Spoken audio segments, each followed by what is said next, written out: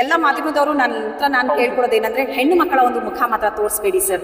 ನಮ್ಮ ಸರ್ಕಾರ, ನಮ್ಮ ಒಂದು ಸೊಸೈಟಿಯಲ್ಲಿ ಇನ್ನ ಕೆಲವು ರಿಗ್ರೆಸಿವ್ ಫೋರ್ಸಸ್ ಇದಾವೆ, ಅವರು ಹೆಣ್ಣು ಮಕ್ಕಳನ್ನೇ ಸರ್ ಬ್ಲೇಮ್ ಮಾಡೋದು.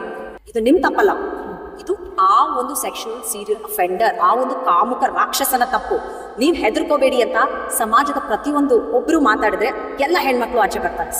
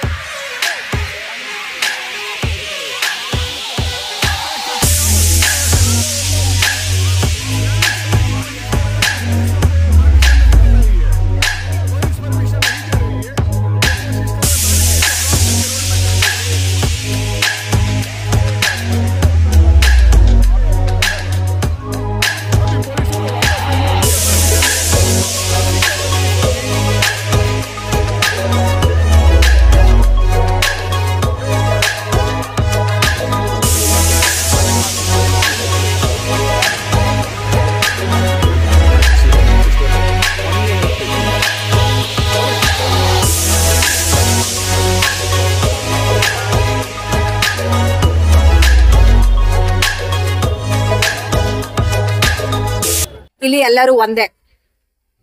ಬೇರೆ ಪಕ್ಷಗಳಿದೆಯಲ್ಲ, ಇತ್ತಲ್ಲ ಸರ್ಕಾರಗಳು, ಅವ್ರ FIR ರಿಜಿಸ್ಟರ್ ಮಾಡ್ಕೊಂಡಿಲ್ಲ. ಇದು ನಾವು ಸ್ವೋಮೋಟೋ SIT ಸೆಟಪ್ ಮಾಡಿದೀವಿ. ಒಂದ್ ಹೆಣ್ಮಕ್ಳು ಬಂದ್ ಹೇಳಿದ ತಕ್ಷಣ FIR ರಿಜಿಸ್ಟರ್ ಮಾಡ್ಕೊಂಡಿದೀವಿ. ಸೊ ಇಲ್ಲಿ ಹೆದರ್ಕೊಳ್ಳೋದು ಅಥವಾ ಅರೆಸ್ಟ್ ಮಾಡದೇ ಇರೋದು, ಒಬ್ರಿಗೊಬ್ರು ತಾರತಮ್ಯ ಮಾಡೋ ಪ್ರಶ್ನೆನೇ ಇಲ್ಲ. ಕಾಂಗ್ರೆಸ್ ಪಕ್ಷ ಯಾವತ್ತೂ ಸಂವಿಧಾನವನ್ನ ನಾವು ರೆಸ್ಪೆಕ್ಟ್ ಮಾಡ್ತೀವಿ. ರಾಜ್ಯದ ಮಹಿಳೆಯರು, ದೇಶದ ಮಹಿಳೆಯರ ಘನತೆನ ಎತ್ತಿ ಹಿಡಿಯೋರು, ಅವರ ಸುರಕ್ಷತೆನ ಎತ್ತಿ ಹಿಡಿಯೋರು ಸರ್. ನಾವ್ ಯಾವತ್ತೂ ಇಂತಹ ಕಾಮುಕ ರಾಕ್ಷಸರನ್ನ ಹೆದರ್ಕೊಂಡಿಲ್ಲ, ಹೆದರ್ಕೊಳ್ಳೋದು. ನಮ್ಮ HD ಕುಮಾರಸ್ವಾಮಿ ಸ್ಟೇಟ್ಮೆಂಟ್ ಕೊಟ್ಟಿದ್ದಾರೆ, ಇದು ವೈಯಕ್ತಿಕ ವಿಚಾರ, ಪ್ರಜ್ವಲ್ ರೇವಣ್ಣ ಅವರು, ಇದು ಕುಟುಂಬ ವಿಚಾರವಲ್ಲ, ನಮ್ಗೋದಕ್ಕೆ ಸಂಬಂಧ ಇಲ್ಲ ಅಂತಾರೆ. ಅವ್ರ ಕುಟುಂಬ ಅಂದ್ರೆ ಅವ್ರ ಅಪ್ಪ ಅಮ್ಮ ಪ್ರಜ್ವಲ್ ರೇವಣ್ಣ ವಿಚಾರ ಅಂತ. ಇವ್ರ ಪಕ್ಷದಲ್ಲಿ ಮತ್ತೆ ಅಧ್ಯಕ್ಷರಾಗಿ ಅವ್ರಿಗೆ ಯಾಕೆ ಟಿಕೆಟ್ ಕೊಟ್ರು? ಅವರಿಗೆ ಈಗ ವೈಯಕ್ತಿಕ ಹೆಂಗಾಯ್ತದು? ಟಿಕೆಟ್ ಕೊಟ್ಟಾಗ ಇವರೇ ತಾನೇ ಅಧ್ಯಕ್ಷರಾಗಿದ್ದು. ಯಾರು ಅಧ್ಯಕ್ಷರಾಗಿದ್ದು? ಕುಮಾರಸ್ವಾಮಿ ಅವರಲ್ವಾ? How can you say that?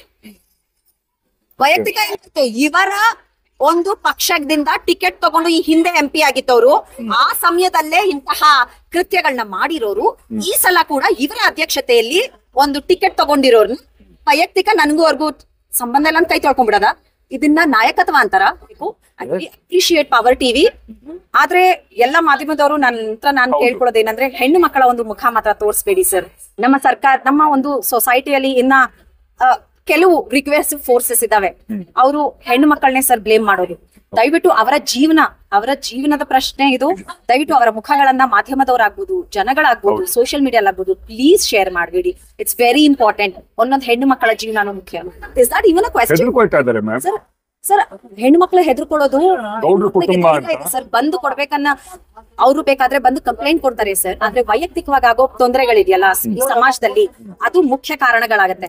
ಯಾವತ್ತು ನಮ್ಮ ಸಮಾಜದಲ್ಲಿ ಪ್ರತಿ ಒಬ್ರು ಈ ಹೆಣ್ಮಕ್ಳ ಪರ ನಿಂತ್ಕೊಂಡು ಇದು ನಿಮ್ ತಪ್ಪಲ್ಲ, ಇದು ಆ ಒಂದು ಸೆಕ್ಷುವಲ್ ಸೀರಿಯಲ್ ಅಫೆಂಡರ್, ಆ ಒಂದು ಕಾಮುಕ ರಾಕ್ಷಸನ ತಪ್ಪು. ನೀವ್ ಹೆದರ್ಕೋಬೇಡಿ ಅಂತ ಸಮಾಜದ ಪ್ರತಿಯೊಂದು ಒಬ್ರು ಮಾತಾಡಿದ್ರೆ ಎಲ್ಲ ಹೆಣ್ಮಕ್ಳು ಆಚೆ ಬರ್ತಾರೆ sir. Thank you so much.